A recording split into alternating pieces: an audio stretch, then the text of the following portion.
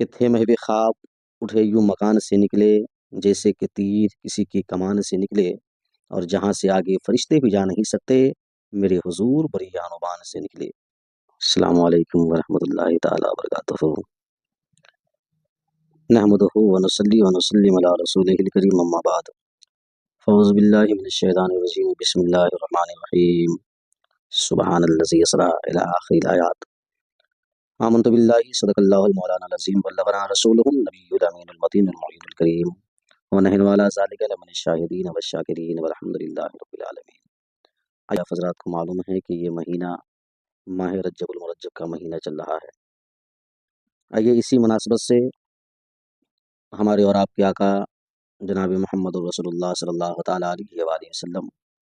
کو جب معراج ہوئی تو تحفے میں میرے آقا صلی اللہ تعالیٰ علیہ وسلم کو رب تبارک و تعالیٰ نے کیا دیا اور میرے محبوب نے کیا لیا۔ اس سے پہلے ایک شاعر خوبصورت انداز میں لکھتا ہے کہ زنجیر بھی ہلتی رہی در بولتا رہا، زنجیر بھی ہلتی رہی در بولتا رہا، لوٹے تو ام ہانی کا گھر بولتا رہا، اور آئے گئے نبی جو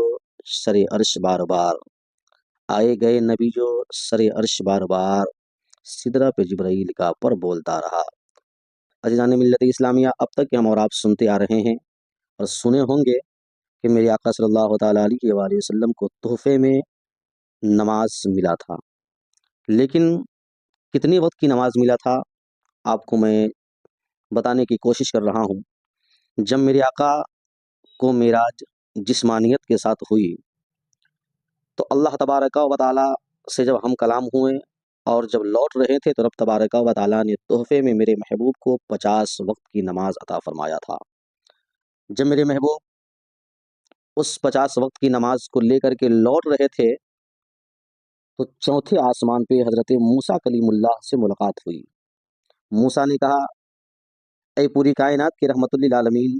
رب تبارک و تعالیٰ کے متعلق ہمیں بتائیے، اور رب نے آپ کو کیا عطا فرمایا ہے۔ ہمارے اور آپ کے نبی نے فرمایا، اے موسیٰ، رب تبارک و تعالیٰ نے تحفے میں ہمیں 50 وقت کی نماز عطا فرمایا ہے۔ موسیٰ علیہ السلام کہتے ہیں، اے اللہ کے نبی، آپ کی امت اتنی کمزور امت ہے جو 50 وقت کی نماز نہیں پڑھ سکتی ہے، آپ جائیے اور رب کی بارگاہ میں کچھ کم کرائیے۔ موسیٰ علیہ السلام کے کہنے پہ اللہ کے نبی صلی اللہ تعالیٰ علیہ وسلم رب کی بارگاہ میں گئے اور جا کر کے رب تبارک و تعالیٰ سے انہوں نے ہم کلام فرمایا۔ یاد رکھے، اس میں بھی ایک حکمت یہ ہے کہ حضرت موسیٰ کو معلوم تھا اور نبی کو بھی معلوم تھا کہ میری امت 50 وقت کی نماز نہ پڑھ سکے گی، تو موسیٰ علیہ السلام ڈائریکٹ کہتے، اے رب جائیے اور جا کر کے آپ رب تبارک و تعالیٰ سے نماز کو کم کرائیے۔ لیکن جب اللہ کے محبوب گئے تو 5 وقت کی نماز کم ہوئی، پھر آئے، پھر موسیٰ سے ملاقات ہوئی، موسیٰ نے پھر کہا کہ اور جائیے اور کم کرائیے۔ ایک ہی دفعہ چاہتے تو موسیٰ کہہ دیتے، لیکن بار بار کہنا اور جانا، اس کے اندر بھی ایک حکمت ہے۔ الغرض رب تبارک و تعالیٰ کی بارگاہ میں میرے محبوب ایک بعد دیگرے 9 مرتبہ گئے تو رب تبارک و تعالیٰ نے 45 وقت کی نماز کو کم کر کے 5 وقت کی نماز کو دے دیا۔ اور یاد رکھیے، اس کی فضیلتیں یہی ہیں کہ جو انسان 5 وقت کی نماز پڑھے گا رب تبارک و تعالیٰ اس سے 50 وقتوں کا ثواب عطا فرمائے گا۔ یاد رکھیں، آخر موسیٰ علیہ السلام نے کیوں کہا کہ اے محبوب جائیے اور جا کر کے کم کرائیے، اور محبوب 9 مرتبہ گئے اور 45 وقت کی نمازیں کم ہوئی؟ اس کی حکمت یہ تھی کہ موسیٰ علیہ السلام چاہتے تھے کہ محبوب رب سے ملنے کے لیے جائے، اور جب محبوب رب سے ملاقات کر کے آئے